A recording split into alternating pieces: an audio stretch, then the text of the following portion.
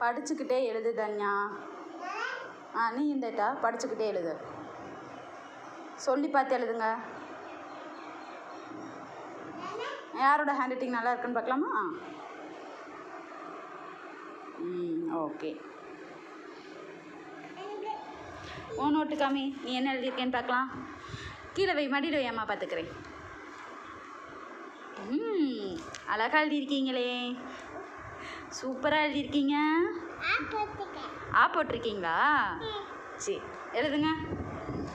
1 2 3 எல்லாம் எழுதுங்க. ஜனவரி பிப்ரவரி சொல்லிக்கிட்டே எழுதுங்க.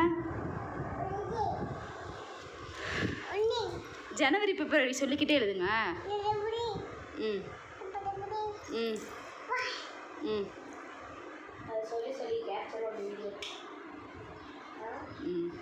சொல்லுங்கம்மா.